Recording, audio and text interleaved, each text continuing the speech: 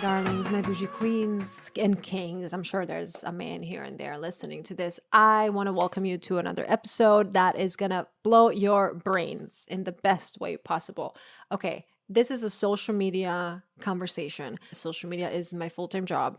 And it takes a lot of damn work. And a lot of people don't recognize how much work it takes and how much organization and how much brain power this entire industry needs for you to be successful. So I was often scrolling through TikTok and trying to find these experts that are going to give me advice and feedback. And there's a lot of bullshit, there's a lot of fluff out there. And there was this girl that I was like, she talks about things that actually make sense. And her advice is when I was taking her advice, it was great advice. It was tangible tips that I can implement in my content.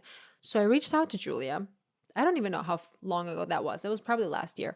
So I reached out to Julia and then we got on a call and she gave me like a little, it was like a one-on-one call and she gave me her opinion on my socials and then we just connected and stayed in touch. And then I was like, I just love your message and what you're preaching and I want to introduce you to my bougie besties. So we have Julia on the podcast here. She is amazing. If you are somebody who's just starting out in the social media space or you're trying to get to the next level or you're somebody who runs a business, you have to recognize social media is you can't do without it. So you have to put some time and it's like marketing now. Like regular marketing doesn't really work nowadays. You have to do social media. And to be frank, what captivated me was that she's so pretty. She's so cute. And I know you're going to love this episode. And if you have a friend that would benefit from listening to this, please send it to them. They need to hear this conversation. It's going to change their life. Okay, let's dive into it. Julia, welcome to Bougie Best Friend.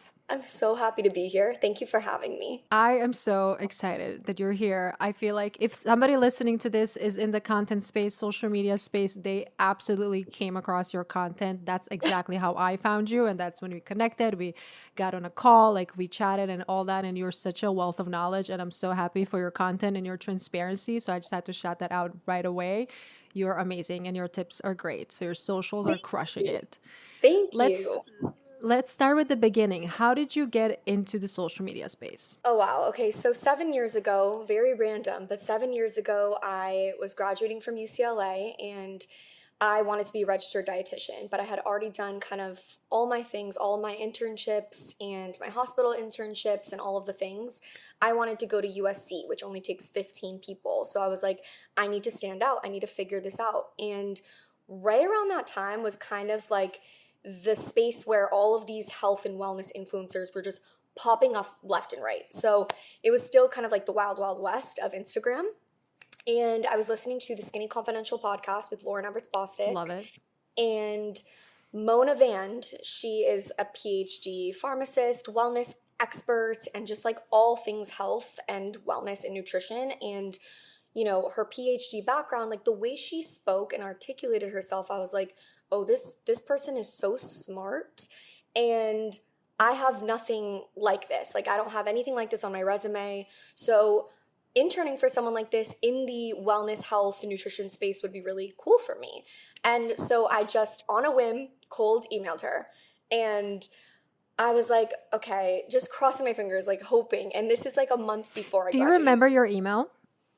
Yes, I actually give it away in one of my social media courses because it's an email that I still used up until probably last year. And Wow. I can go into that, but long story short, she ended up emailing me the day after I graduated UCLA, so a month later. So anybody listening, if it takes a while for someone to respond, it doesn't necessarily mean the answer is no, because she ended up emailing me the day after I graduated UCLA. She was like, this is so LA, but she was like, do you want to meet at Soho House? We met. I came with a plethora of ideas and she hired me pretty much on the spot. And I remember thinking like, this is going to be such a cool summer internship. And within the first like month of working with her, I was like, oh, my life has changed completely. You know, she completely changed the course of my career. I went from wanting to be a registered dietitian to thinking, okay, school can wait. You know, I'm going to go and be in the social media landscape. And I started off as more of an assistant actually, and then realized that my potential was really to help her grow her business. So that's what we kind of did. And that was like how I got started. So that was 7 years ago. And then I'm assuming ever since then, you just started branching out, meeting new people, working on their Yeah. socials. Is that how it went kind of? So kind of, yeah. So she actually ended up moving about 2 years into my relationship with her. She ended up I'm moving a to New huge fan of Mona, by the way, for York. everybody. Yeah, I'm like Mona, her recipes, everything you're talking about her, like the way she presents herself. And I'm sure there was a lot of yeah, you behind the way she's presenting herself nowadays. So I really love her content. yeah. It was just we were like a perfect fit, and I always tell people who are in the social media space that half of the recipe is you have to actually find the category or the niche of influencer. Like as a social media manager, my job was made 100 times easier just because I loved health and wellness and I was Hmm. passionate, and then I also wanted to like grow her business. So 2 years into my job with her, obviously like my scope of work had changed drastically from when I started to, when I ended with her. And the day she was like, "Hey, I'm moving to New York. Do you want to come with me or would you ever move there?" I was like, "No, but, like I got to start thinking about other things, like maybe we can, Yeah. work a long term, whatever." So, I ended up getting an interview with this woman who owned an agency, a social media agency. So, I worked at that agency for about 2 or 3 years after that, and I very quickly became partner of that agency. So I was 23, I think, when I started, and 6 months later, she was like, "I want you to be my partner." We worked really well together, and this was different for me. This went from me managing one person to me managing like 8 people, and the people weren't just people; these were massive A-list celebrities. So I was like hungry. I was like, Probably "Give scared me as well. You're like, I so don't want to mess scared." up with my Oh, favorites. but I'm someone who's like head down, go to work. And mind you, like this whole time, I was never active on my own social media. So it was kind of like I was just mainly focused on building other people's brands and other people's businesses. And that was what I was passionate about. So I had done that for so long. And I think around year 5, I split off from the agency and was like, I'm going to do my own thing. And for the past 2 or 3 years after that, that's kind of what led me to here. I've been kind of in a rediscovery phase. So last year was a huge rediscovery phase that I kind of stepped away from being a freelance social media manager to also putting on kind of more of like a content creator hat and sharing my tips and sharing all the Hmm. experience. And I have all this like pent up knowledge, and I saw so I many love this pent people. up knowledge. I have all this pent up knowledge, and I'm seeing all these like, social media gurus left and right popping up telling people what to do and how to do it. And I'm like, oh my God, I want to pull my hair out. This is so wrong. Yeah, And, yeah. I was you know, about to say something that attracted me. So I've been following your content for a while, and then I reached out to you, and then we connected. And then the reason why I reached out to you and not like a million other people is because I felt like you actually know what you're talking about, and you would support it with tangible yeah, tips and tricks. Okay, so everybody listening to this know that I am a content creator full time. You are in the social media space, but there's so much fluff and bullshit advice, and people just there's these small little nuances that can change your content dramatically, from the hooks, subliminal hooks, and all that you talk about. That is a real like I totally respect what you're doing and absolutely love it. So for somebody who doesn't know what a social media manager does, can you explain a little bit what you do for your clients and just like why would somebody need a social media manager? just going back to the first part. So, a social media manager is someone who can kind of take on your content, and the realms in which we work, it's very versatile, and it's also very, there's no one size fits all. So you could hire me and say, "Julia, I want you to come on and I want you to create my content, edit my content, and help me with captions and post my content."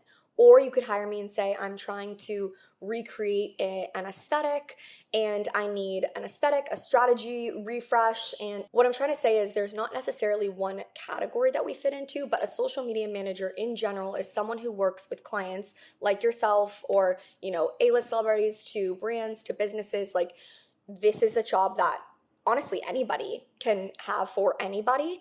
And the main purpose is to basically take on the brunt of the social media tasks that are in everybody's day-to-day like landscape. So it really depends on the field that someone's in. For you, for example, you're a content creator, You have so much content on a daily basis that you want to get out. And obviously, we know that consistency is key. So, Mm-hmm. for someone like me, I would come in and be like, okay, here's a content calendar, here's a full-fleshed strategy, here's how we're going to, post from Monday to Sunday. Here are the captions all built out, here's story schedule, here's, what we're going to do on a daily basis for, TikTok and Instagram stories. That is something that a social media manager should be able to plan from pre-production to post-production. So that is kind of like what a social media manager can tackle. I mean, again, it's really not a one size fits all Yeah. because I've been hired for product launches or Mm-hmm. for events, like Goop in Health or BeautyCon are things that like I've been a part of just to Almost like take. a consultant or something like Yeah, that. there's Yeah. consultants or there's just for content capture. So it's really just Mm-hmm. like social media manager is a very broad term. It's just an umbrella term for Mm-hmm. anything that is on social media is something that I can offer or I can Basically, do. anything you see on your phone is something Yeah, that you could be yeah, handling. Okay, love basically. that. What do you think about TikTok nowadays? Everybody wants to be Alex Searle, but you don't, she also put in Yeah, a lot of work and a lot of years of building it behind the scenes. I don't like when people are like, oh, you just have to, find your yeah. niche, even though you don't really, you give more specific advice. So going back to what you said first, what do I think about TikTok? Because I think that above all is important.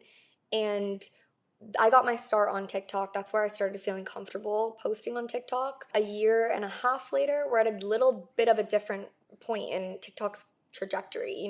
TikTok has been a little less easy to grow and a little quiet, like on the quiet side right now, ever since the TikTok ban Oh, got yeah. A lot of announced. It's drama just there. kind of been crickets over there. It's not to say to abandon the app completely, but I want to talk about TikTok, but then I want to talk about Instagram or YouTube or any of the Mm-hmm. other platforms because I say this just to help everybody who's listening. You have to have a multi platform presence. You can't just put all your eggs into the TikTok Mm-hmm. basket and you can't just put your eggs into the Instagram basket. You have to have a multitude of things going on because if TikTok goes down, you want to be like, I already have Instagram. I find it interesting. Sometimes I find a creator on TikTok and I'm like, wow, this person is so cool. And then I click on their Instagram and they have like Nothing. no content. Not that you have to have the same amount of followers, but like, do you No, not care about this other platform? exactly. It's such a waste of potential. When I see that, Yeah. it's funny, up until this year, that was me. Like when people would go to my feed, if people were going to my TikTok, I had over 100,000 followers. If people were going to my Mm-hmm. Instagram, I had like 3,000 followers. And it's like, Mm-hmm. it's kind of Yeah. like it was wasted potential. So that's why I say it because I lived through it. First of all, I recommend all of my clients have a multi-platform presence, but also because I made the mistake of not taking my own advice there. So I So why do say you this, think people do that, make that mistake? Why do you, I mean, I will tell you from myself, I have been using Instagram for the past 10 years, totally in different ways. Like I used to be a makeup artist, then I was posting beauty content, then I started posting on TikTok and I was more open and I was sharing yeah. like Miami things. And I felt like nobody knows me on TikTok, so I can be whoever I want to be. But now I see myself that I'm like almost censoring myself more on TikTok than on Yeah. Instagram. And I remember one video that you posted, you were saying something like, I have this client and she is doing great on stories, but she goes on TikTok and she is just so scripted and so Yes. fake. And then you told her, record yourself on stories and then just upload that to TikTok. So what do you Yes. think about this like psychology? I think that certain people feel comfortable on certain platforms. I think also, I mean, this goes without saying, but social media is a full-time job.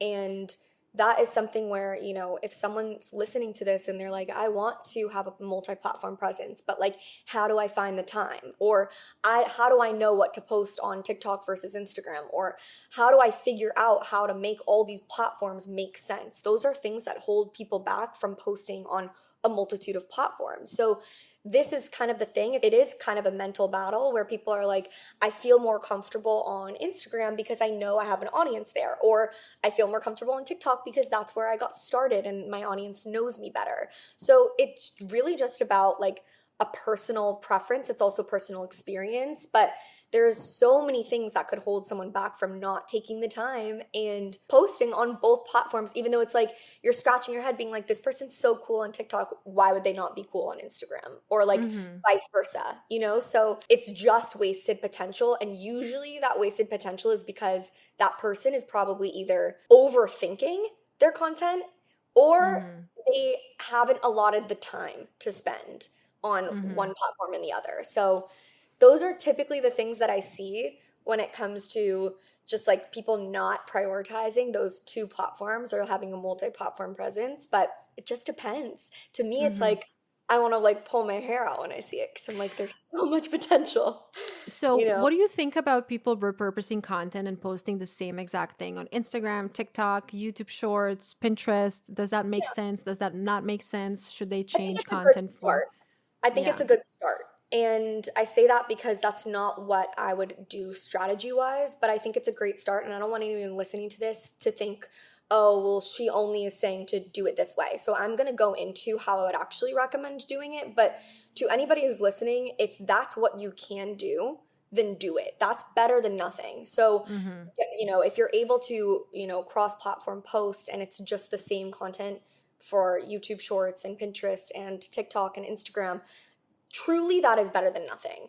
But the way that I would do it is I like to think about content as just how can I squeeze the most juice out of this content? And I think about it as almost like in my head, it goes to what's the concept?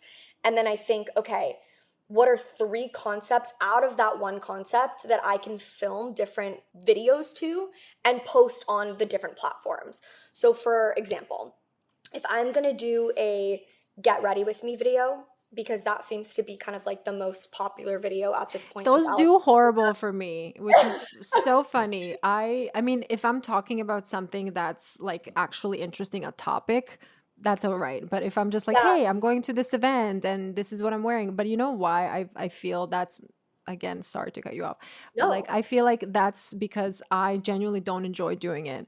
I'm doing it because I'm trying to hop on this trend and I feel like no. that's like popular. So I'm like almost struggling to record it and you can feel it. Well, oh, I was gonna say your audience is really smart. So, like, if you're doing something and it's like You can feel the half-assed, energy. Like you can feel like, oh, she doesn't feel want to it. do this. Your Yeah. audience is just so in tune. And like I, from a mile away, can spot when a creator is just being inauthentic or even when a creator is burnt out and just posting to post. I can feel it. And I know Mhm. that I'm not alone? So for me, it's like if I'm not invigorated by the content that I'm creating, if I don't want to sit there and watch it, I don't post it. So Mhm. that is probably why your get ready with me's don't do well. Yeah, I Whereas if stopped you posting do a them. get I'm like, yeah, like I'm if not you gonna do a waste get my ready with time. me, I bet you if you did a get ready with me and talked about like the worst, the worst Mhm. date you've ever had, or like the craziest thing that someone said and what would Coco do or whatever it was, Mhm. like I'm sure like because you're lit up and passionate about those conversations and those topics, Yeah. people would be like way more enthralled. And also, like as you know, that's a subliminal hook. If you're doing a get ready with me and Mhm. talking about something Mhm. so completely different, subliminal Yeah. hook. Um, Yeah. but going back to kind of like the layers of content, I think about like, okay, so the top would be a get ready with me. And I would think about three content formats through that where I can get different videos from each one. So, for example, get ready with me, and and the first one would be more of like, pick my outfit, okay? Or do my makeup. It can be really whatever you want it to be, but like behind the scenes, pick my outfit. And then the second video could be actually putting on the outfit, and you can start it and being like, okay, you guys helped me pick my outfit, now like help me try it on. So you're trying on the outfit, you're going through the motions, you're being like, okay, this sweater, that sweater, you're involving people, you're involving your community. And then the third video could be something like, okay, final touches, like pick my jewelry, pick my purse, pick my shoes. Those three contents, you could even go as far as being like, get unready with me. But those three content formats are coming from one piece of content, if Yeah. that One makes sense. situation basically. One situation. So Mhm. you're just milking it, if that makes sense. And then, Mhm. ideally you'd want one to be kind of more of a longer extended version, one to be a more like short 30-second version, and then one to be kind of like the quickest version, because then you can post to YouTube or YouTube Shorts TikTok, and Instagram. And, that is ideally, that's how you strategize your content.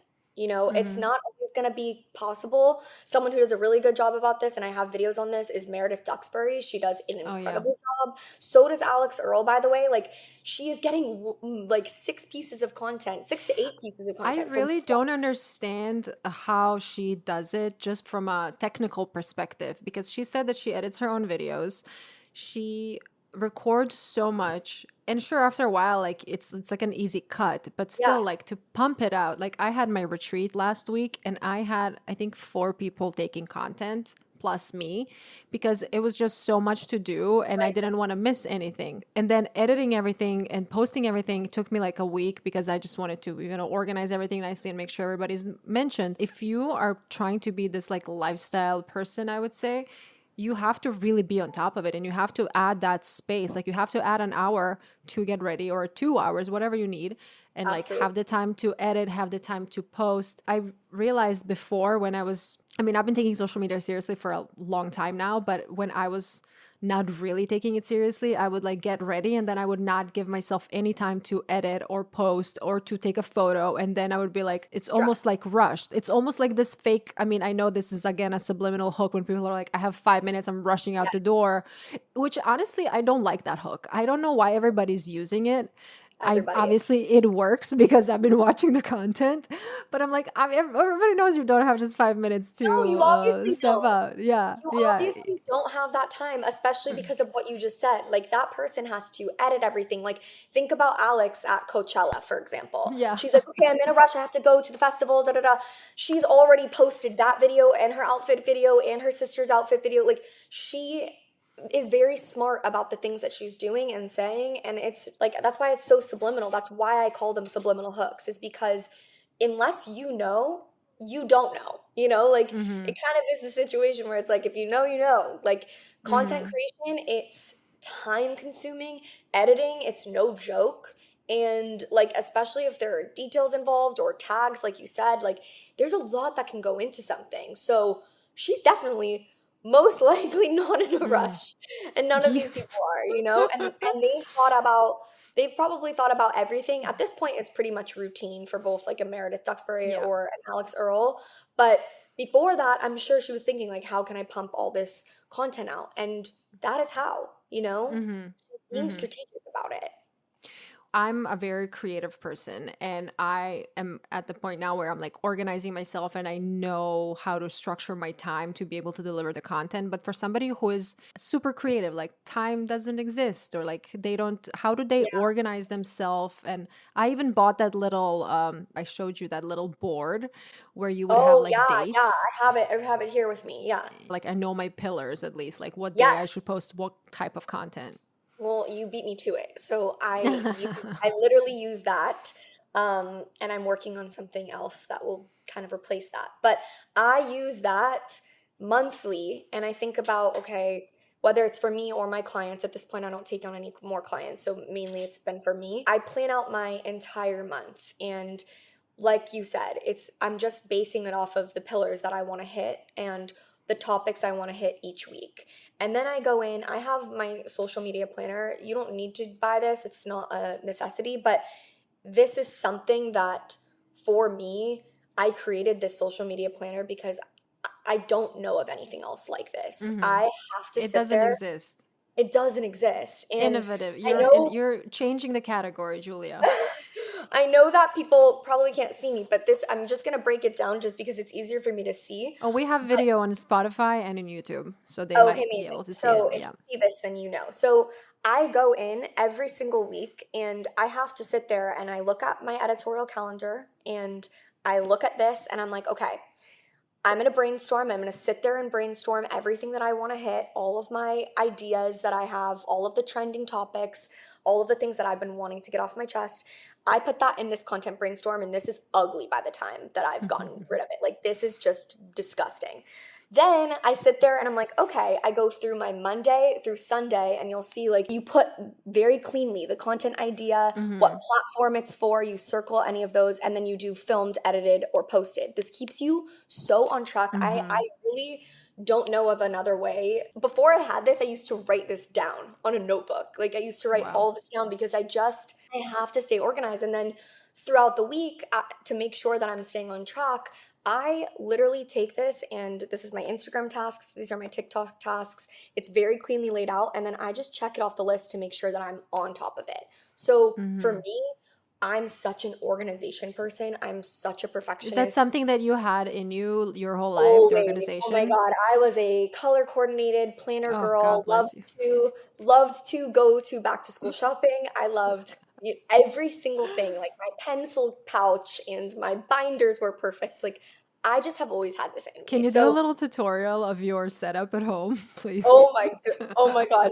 All my pens. You actually like would not be okay. I did a car stock video because I keep a lot of stuff in my car. I'm on the go sometimes for client shoots and whatnot. So I was showing people and they're like, "Why do you have all this in your car?" And I was like, "Imagine what I have on my desk." Oh, Like I want to see that. If you it's don't do a it video, please just send it to I me. I will need do a to video. know. I'll do a video for you and I will tag you in it. But yeah, I'm insane with organization because especially there was a time where I was managing over 8 clients, and that is just for anybody who's just trying to do it themselves. Imagine that times like a million, and Yeah. there's so much at stake, especially when you're managing celebrities, influencers, social media. Like it's just a world that there's just a million things going on. So And yourself, your content as well. So yes, managing and eight my people content. and yourself and So everything. it's definitely for me, I have to have a plan, and that is how I recommend planning. And if you don't want to get a planner, I just recommend taking some of these like ideas and writing them down on a notebook or trying to kind of like do it that way so that you can sit there and, even on a Google Doc or whatever, your notes app. I mean, I used to do Hmm. it on my notes app and it drove me nuts, so I can't do that. But the I love plan the trend, like the all the notes when you go to the girls' notes app, like one has a list and the other one has salad, and then the other one has like oh, I fully. don't know, a quote. It's We crazy all that just have like that the end. most random thing. My notes app, oh my God, it would expose me so much. It's basically all just like client notes, and like I still have your like audit notes. Like I just have like the most random. It's so Love random. it. But the half the battle with social media is planning. And because that is going to help you establish consistency. If you don't have consistency, it's really not worth posting at all, honestly. You're Hmm. just not going to get anywhere. And I Hmm. say that nicely, but also like very brutally honest because We like brutal honesty here. It's just yeah, like I don't it's like really going to the gym twice a month and expecting to be ripped. Like it's just not gonna happen. exactly, you're just not gonna get it. And like I try to tell everybody that, but for some reason it doesn't compute. I don't like to be fluffy and I don't like to sugarcoat anything. So That's why I if like I'm you. yeah, like if I'm gonna help you and give you the tools, I need you to hold up your end of the bargain. And Hmm. what that really means is having a plan and posting consistently because as you do that, even if it's, a month later and you've seen no growth, and 2 months later and you've seen no growth, but oh wait, by month 3 you've started to see growth and then it tumbles. And that's the thing Hmm. about social media is that as you get consistent, as you are posting and posting and figuring out what your audience likes versus what they don't like, and you're analyzing your analytics and you're looking at all of these things, like those are all things that your content is just going to get better and better. And all it takes is one post, one, Hmm. to change the trajectory of your entire career. I can Yeah. think about the post that Alex Earl posted of her, I think it was in her car, where she's showing all of her acne. Acne, yeah, I remember that And post. I Yeah. remember her showing, and she was saying, like, you guys made me feel so beautiful, but like, I need to show you the real me. And she was showing Hmm. her acne. And I actually got that, goosebumps right now. I have no idea why. I saw that video many times. Like I don't know why I'm getting like that video yeah. changed her entire life. Her Yeah. entire Yeah. life. Because I have videos saved. I'm going to make a video on this, but I have videos saved of Alex Earl before that where all she was doing is just being consistent and showing up. Hmm. I'll Hmm. send you this video if you want to post it in Hmm. conjunction with this podcast because Hmm. you will be in utter shock. You will not recognize the Alex Earl that I have saved because it's years and years ago. She has so little confidence in herself. She's more like timid and shy in this video. She doesn't start with like a bang in her videos. Like it's very different. So Hmm. content and success on social media, all of this takes time. And all of it takes effort and consistency. Those are like Mhm. the key things that you need to keep in mind. And I'm a big believer that everybody can make it in their own respect, you know? Like you might not be the big next Alex Earl, but you might be, you know, a smaller version who is doing their dream job and selling their passion project and, you know, being able to do all of these things, and that all happens because of social media. So, I mean, people, since we're talking about Alex Earl, we love Alex Earl. By the way, she lives in my love neighborhood. her. I see her like all the time. But she, just like since we're on the topic of her, Yeah. I feel like people don't even realize how much work, not only to post, it's like being to that level, it's so much pressure and it's so much Oh yeah. like I'm sure she doesn't feel lovely every single day, and like there's so like flying from one place to the other, this event, that event, like trying to juggle everything and have a social life and have a relationship, and having everything is so out there. And what I think with these, I also like her and Braxton, like you guys can live life, but when you are in a relationship with somebody else who's in the public eye, it's so difficult. Like you can't even get into a fight on the street. Like somebody can No. see that and take a video and post it on Look at TikTok. J Lo and what's his Yeah. face? Like Ben, they're yeah. all yeah, but I yeah, mean, exactly. I predicted that a long time ago. Like you cannot get back together with your ex. Like it just doesn't work. But it's like even if you break up, it's okay. Then you have to post it on Instagram. You have to Right. explain. Everybody has a question, and it's like it's Everybody's so involved. hard. It's hard to be in the public eye constantly, and some people think they want it until they get it, and then it's just like it's not for everyone. And I remember the first video that changed pretty much the track of my life was my no coffee walk date video that I ever since then I became the high maintenance influencer, and everybody's just like was talking shit about me, and it was really hard for me at the very beginning. Obviously now I don't care, but it was for somebody who maybe is not so secure and who's not thinking of social media as their career, that would break them. I mean, not to get Totally. into all like, dramatic and mental health and all that, but The it's hate not easy comments to are real though. constantly, yeah, yeah. What do you It's do with hate comments? Like what do you, from a work perspective, what would you suggest? Because I usually reply to comments because I like to fire them up, and sometimes I kill them with kindness. yeah. But sometimes I like I don't have get in fights with them anymore, but I do respond mostly. okay, because I have kind of like two methodologies here, and I've had clients where I won't name names, but I've had like celebrity clients when they get hate, they'll like send And they the go middle in. finger emoji or like go in on this person, and I'm like side texting them being like, "Hi, I'm going to handle this. Like don't you do that." Like I'm like Just jumping in that's here. I'm like, that's a really bad look. Do not do that. I'm Yeah. like, absolutely not. Avoid, abort. Like, don't look at yourself. You know, it's kind of like if you're gonna fight fire with fire, like if you feel the need to stoop to their level, I really would rather you just delete the comment. Like if that's your Hmm. approach, I like you're a fiery person, so you can take it. But like a lot of the times, like most of these people, they feel like they need to go on the defense.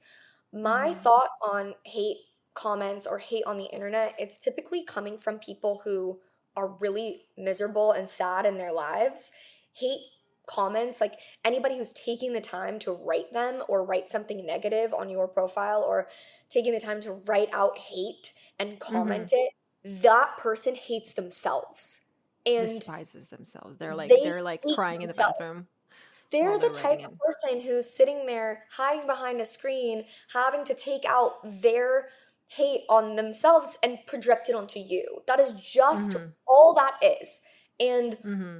so, like, for me, I come at it with a place of grace, and I'm just like, you know, we're not going to see eye to eye here, like, wishing you all the best. Or, like, Hmm. thank you for this comment. Love to hear your perspective, but agree to disagree. And I You just know what shut I it. what I told, I don't know what comment or what video it was, but there was this dude who just said something very stupid. And I'm like, thank you so much for your feedback. It really added value to the comment section. And it was just like It's something totally perfect. stupid. Makes them feel, you know, Yeah.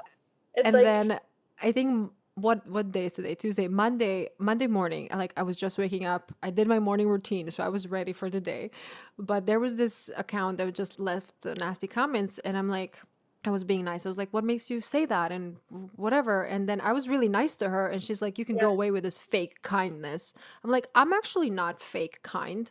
I'm actually kind." And I said, "I really do wish you well, and I hope something amazing happens to you today." And Right. she I mean, stopped replying.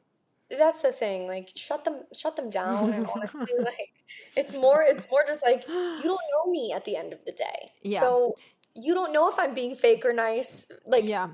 you don't know. So like, don't I come want here to with I judgment. want to add something here. It's also in your real life. Like if you're in a bad mood, just Yeah. see the way you treat other people and see the way you're like snappy if somebody doesn't move in the line so fast. Totally. Like you just have to put yourself in their shoes and see like why this type of content bothers them. But okay, enough about the haters.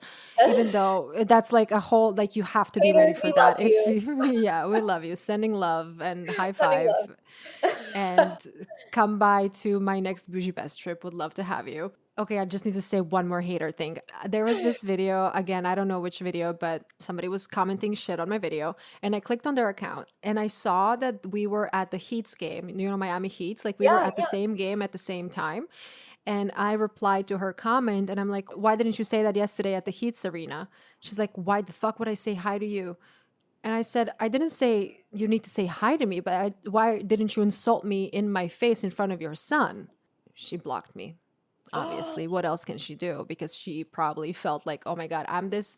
And then obviously, you know, that their page is all about like love and support and you know, Oh, of that type course, of of people. course. Yeah. I mean, like nothing you see, it's really hard. Like going back to social media gurus, it's really hard to kind of like figure out who's real, who's fake, whose content's actually like good and authentic and who's not. Like it's Hmm. very easy to just portray yourself as someone that you're not. But it always catches up. So Yeah. I'm a big believer in that.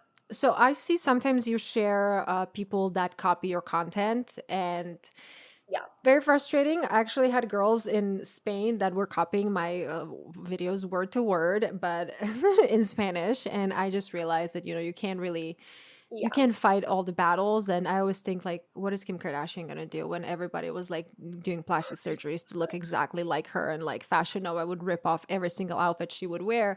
But when it comes to copying and getting inspired by somebody, how do you differentiate that?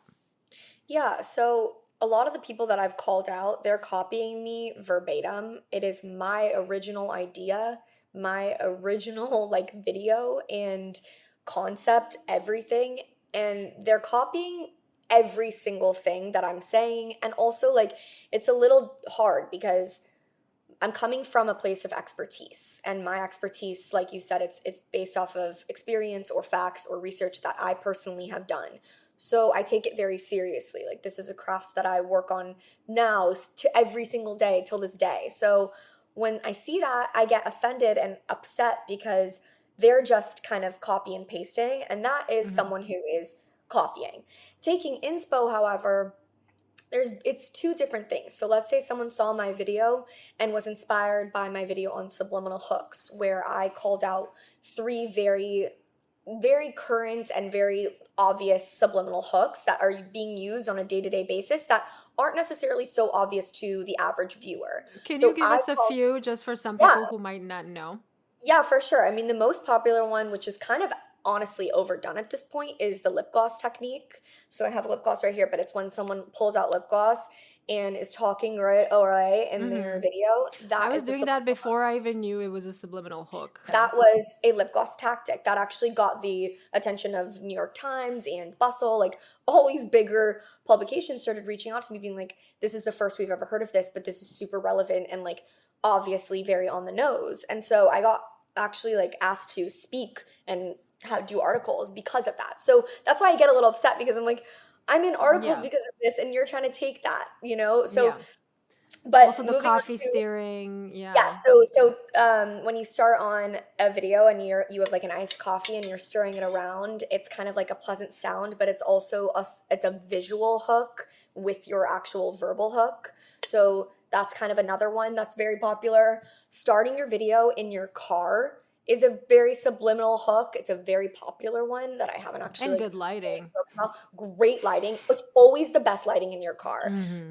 And usually the best ones that do the best are when you start your video in your car and it's kind of like jumbled a little bit. That's actually combining two subliminal hooks. So when your camera's a little shaky in the beginning, Hmm. it feels like you just picked it up and you're in the car and you have to say something.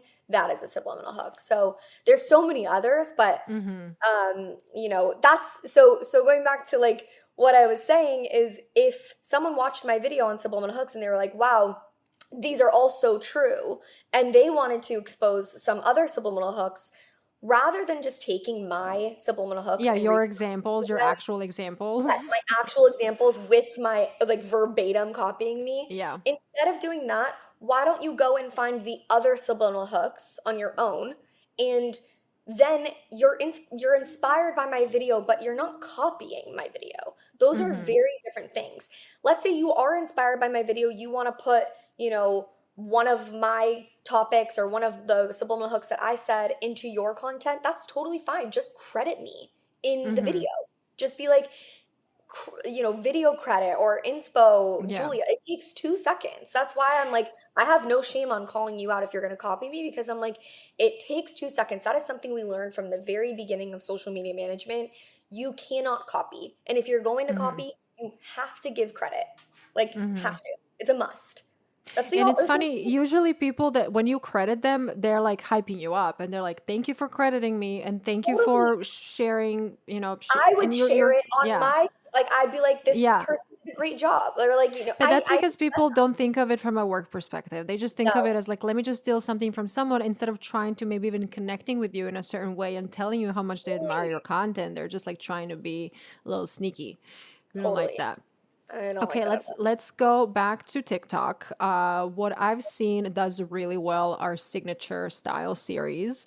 If you Yes. can speak more on that for those who don't know what that is and how can people kind of start building up on that. Look, series is a great thing. It's been something that like kind of has been talked about in my field for a while now. And like think about going back to Alex Earl. She's just a really good example. She did a Get Ready with Me series, and that's kind of like what sparked her. So you can do that signature series where, for me, it might be something like Subliminal Hook, because that does so well for me. It's really something that you talk about that is kind of original to you and that your audience connects deeply with, that is an ongoing series of content, and that you can almost categorize on TikTok because you have those Playlists. yeah, those playlists. That's kind of the best way to do it, is to put everything under like a playlist umbrella, so that when someone's stalking you, they can go straight to that. And if they're really interested in your Get Ready With Me series or my Subliminal Hook series or a makeup try on series, like whatever it is, that's your signature series, they can go click on, and it's easy access, and they can just binge that. So that's really smart, when it comes to just like user retention and savability and shareability. That's just a very smart way to just hand your audience basically the content that they're looking for on a platform. So I've been doing my Wobble Coco do for the past, I think, Yeah, 3 years at this point, and I'm very consistent. I used to do it twice a week, but life just got a bit too busy. I can't do it happens. twice a week anymore. But I wanted to do this because I want that feeling of almost comfort. Like you would Yeah, put on your favorite show every Tuesday, so you know every Tuesday you're gonna get your Wobble Coco do answers. For example, I know a lot of creators do it, but they just not as consistent because yeah, I mean, when it comes to just like answering questions on stories, I know everybody's doing that, but I'm like so regimented because I want to create that signature series. And then I take one of the most engaged videos and I put it on my feed, and I'm almost telling them, like, you chose this, like, you are basically creating my right. content. And people engage so much more with the content because, like, yay, I chose it. I'm so excited. How many series do you think someone should have? Like, do you should have multiple series, or do you like Emily Kaiser, I don't know how do you pronounce her last name. I feel like she has so many series. It's like her waking up and doing all the morning stuff, then she's going, like, you always see the same type of content on her page. Right. Which is great, but it also can get old. And also, Hmm. something I really love about series is it kind of hammers down the something that I've been saying for honestly years now, because what I'm about to say is not the most traditional way of thinking, but I don't believe that somebody needs to have a specific niche. And I think you can have something that kind of like is the core to your content, but that doesn't necessarily need to be it. It doesn't need to be the end all be all. So with signature series, it's kind of like you're able to do so many things, and that's kind of a reflection of your content buckets. So, Mm-hmm. you can do like for Emily Kieser, for what you were saying, like she's doing all these series, and that's something that she's branching out. She's not in just like one specific niche of motherhood or one specific niche of, outfits or makeup or beauty. She's doing them all, and she's kind of organizing them in a way where it's bingeable for anybody who's watching. She's basically appealing to the masses because she's just trying to get any attention of, someone who a different demographic. It's a very smart way, and there's not necessarily like a number in my head of how many you should do. It really, like, that's the unfortunate thing about social media. It's just not a one size fits all. I would say that like 2 to 3 series to start is a really good place to start. If you want to just focus on your one series, kind of like what you're doing, where it's like, okay, you become their comfort creator. Like they know that that's going to be a space where they can come to you for advice and you're going to respond to them. Like that is a comfort that you're providing your audience, Mm-hmm. And so that's something that a lot of other creators can replicate in their own way, not steal, but in their own way. And basically, from there, you can start to create what you feel is your signature style and your signature voice. It really does help like amplify that for you. And Mm-hmm. like you said, your signature series, like whether you like it or not, your signature series should be decided by your audience. Like your community is everything. You are nothing without them. You should be giving them every single thing that they want, because it's kind of like at the end of the day, your community is what's going to boost you and, get you to where you want it to be, and also like have those connections where it's kind of like they're helping you grow, you're helping them in some way. Like it feels like there's this like mutual beneficial relationship. So Mm-hmm. you should be studying your analytics, seeing what your audience engages with, and then that should really be what helps you inform your I signature series. constantly go through my analytics and I just see Oh, I love what you for type of that. video. Oh yeah. Oh I girl, love I'm you for doing so that. data driven, and I even when I'm like, "Oh, I don't want to do this again," but I'm like, That's what they want." And it's interesting how you said like you're nobody without your audience, and people don't recognize that. They don't see that if nobody follows you, you obviously don't have an account. Like sure you can have an Right. account, but like you don't have brain opportunities, you don't have, you're just No, gonna burn out quickly. And I don't understand why some creators are rude, just like plain rude. I when I or host my silent. in-person events and like on the retreat, people are like, you're so nice, like I didn't expect you to be nice. I'm like, why would I be a bitch to you? Like I don't Right. understand, why would I be rude? It just hurts because, I was talking about something. I came up with a term called the cold creator. And, so many big creators are cold creators. And I don't care how many Tell us, millions what and does that millions. mean? So cold creators when you're putting out a ton of content, but you're not engaging with anybody. Like your following, your community is engaging with you, but you're not engaging back. You're just basically Hmm. putting out a bunch of content and leaving them in the cold. And Makes no for me, sense.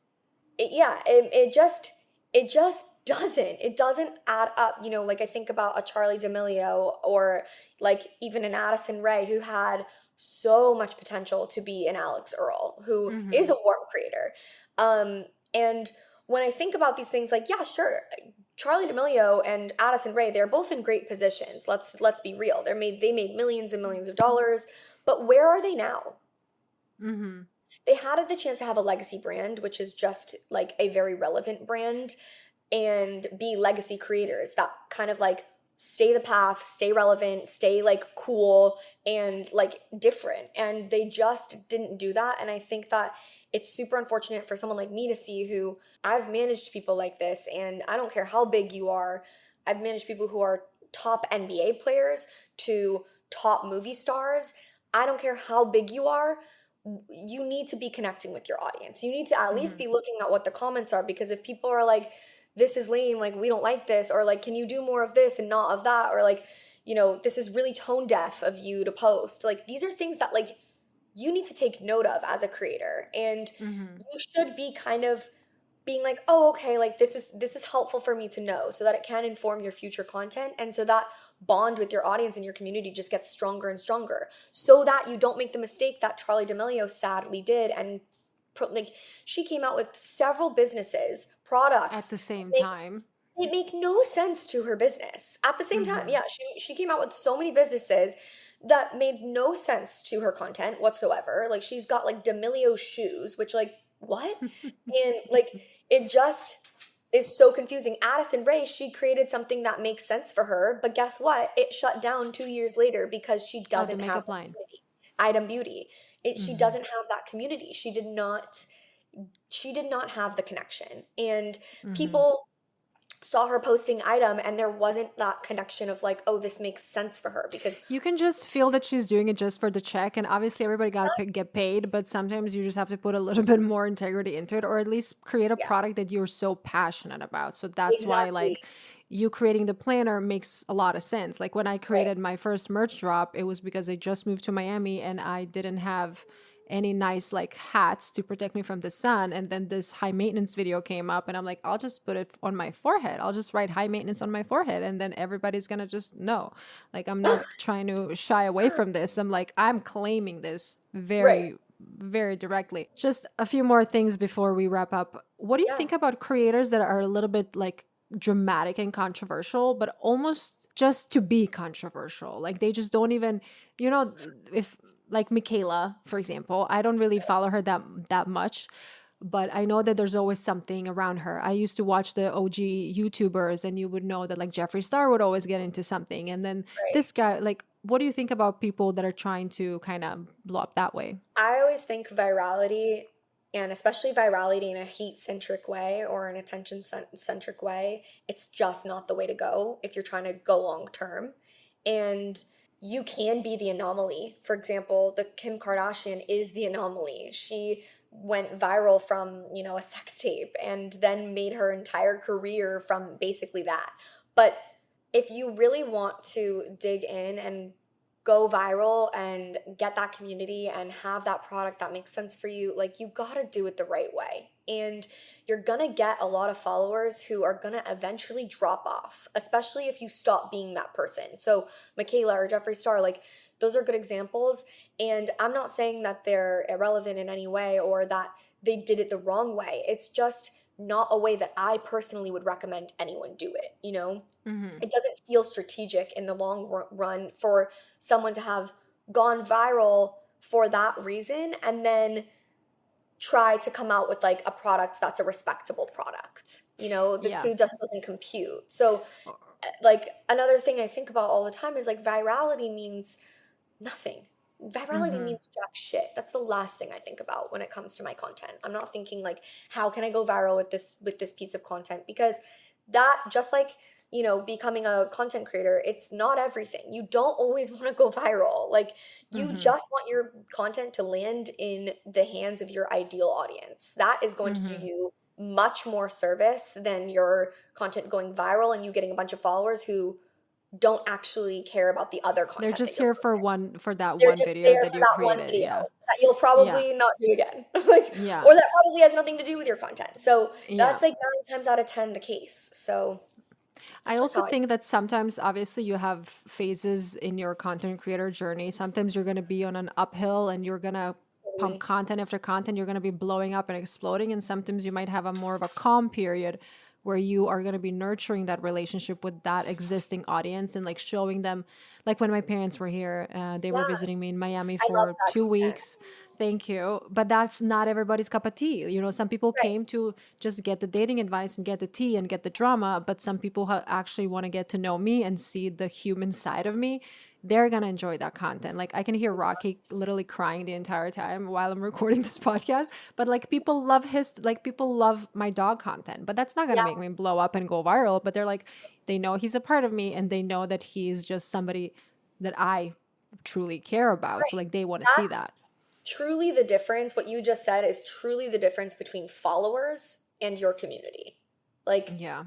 That is truly the difference. Like you can have a ton of followers, but your community is there for you and for all of the things that you're posting. Your followers, if they're there for your dating advice and you stop posting that, they're gone tomorrow. Yeah. So your community is there to last. So that's why Yeah. I'm always building, I'm just yelling at people. I'm like, you need to focus on your community, you Okay, we know? talked a lot about community, but if you have like any other tips that you have to obviously reply to Yeah, comments, be nice to people, give them what they totally. want. Is there anything else we missed when Yeah, it comes a to lot. building community?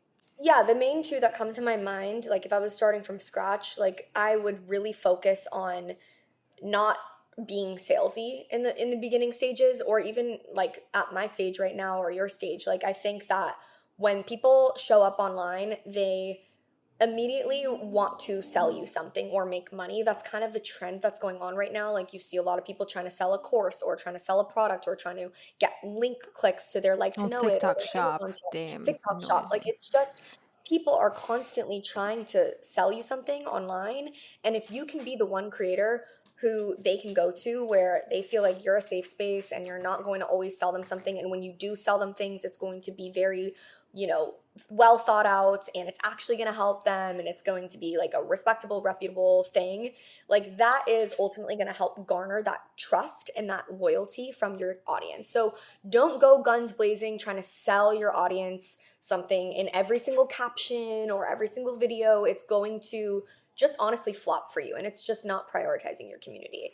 The other thing that I think is slept on is Instagram stories. You know, I think that when I'm thinking about Instagram stories and I talk to a lot of people when I do social media audits or strategy sessions, a lot of people are like, yeah, I don't really post Instagram stories. I just post reels and, you know, static feed posts. And I'm like, but why? And they're like, because my stories do nothing. Like they don't reach me to any more people. They're just to my followers. And I'm like, exactly. I'm like, Yeah. you need to be using those to connect further with your audience. You know, like I don't want to see you just posting your feed post to your story. I want your stories to be so lit up and so on fire every day that your audience looks forward to both your posts and your stories. Like I want you to be giving added value. I want you to be showing up and showing the behind the scenes or showing things that you don't normally show in your reels or in your posts. Like these are things that make you a real life human and that make you feel like you're a person that someone wants to actually like get to know and connect with. And that is how you build community. You don't just do the things that are going to help you grow. That's just the worst thing ever. You know, people want that overnight success and that growth and that, you know, those sales. But to me, I'm like, no, no, no, no, no. Throw all of those things in the back burner and focus on the things that you might not think to focus on, like community and posting and taking time on your Instagram stories that, you know, maybe right now they're not going to get you somewhere, but I promise you in like 6 months it will help you. So those are just two things off of the bat that I can think of. I have so many other things that we can go into, but We I can don't want talk to. for hours. I literally I'm could talk pretty to you for sure. hours. Yeah. I think one thing that we did mention, but I want to just re-mention, Yeah. adding value to people's lives, like either adding value or providing that comfort or entertainment. Just think about yourself when you're consuming content. I definitely know, like, if I'm feeling this way, I'm gonna go to this creator. I'm feeling that way, I'm gonna go to that creator. So you have to give them something. You can't just like take and take and take and expect things to just like fall into your lap. You were so lovely to talk to. I have a question. Can we give away one of these planners that you've been talking about? Absolutely. I've never done a giveaway. You were my first giveaway. Ooh, So I'm so excited. I just got these linen color in stock, so I'm really excited. So we can definitely do either linen or green or both, whatever you Okay. want. Okay, love that. I think what you guys need to do is you have to find the video, like a little reel, and you have to follow Julia, and obviously you have to follow me and Bougie Best Friend, and leave a comment and let us know what piece of advice or what stuck out to you in this conversation. I honestly think that your planner is phenomenal and your content is great. So please share, where can everybody find you? Where can they book like any type of Oh, consultation? I know you said you don't take on any new clients, but if you have those one-on-one calls. yeah. So you can find me at Julia Broome, Broome, on both Instagram and TikTok. I post on both. And Right now, I really only offer social media audits. I'm going to be offering social media audits and a strategy, but I don't actually do my one-on-ones anymore. So those are the only offerings, but they are in-depth 16 to 17 page. Like I don't promote them ever because they get booked up so quickly and they take me so long. I'm honestly doing it out of like the goodness of my heart. Yeah. I'm like, I don't need this. It's just for me to like be able to give back. And, they take me a lot of time, but the response is just insane that people are like, oh, this has actually really helped me. So those are the only two things I offer. It's in a link in my bio. And I'm so excited for this giveaway. I will probably end up giving away 2 planners, Okay, one so then beige and one let's give two. green. I love that. They can, yeah, I mean, why not? Share the Why not? joy. I think people Yeah, would love it. Okay, exactly. Julia, thank you again, and thank you everybody for listening, and I'll see you next week. Bougie Bestie, thank you so much for listening. I hope you enjoyed the episode. Be sure to subscribe to my podcast so you never miss out. I release new episodes every Friday. If you love Bougie Best Friend, please leave a 5-star rating and a review. Your support means the world and it helps the show grow. You can also follow me on Instagram, TikTok, and YouTube at KOKO Beauty, and you can find Bougie Best Friend on Apple, Spotify, and all other major podcasting platforms. Love you. Bye.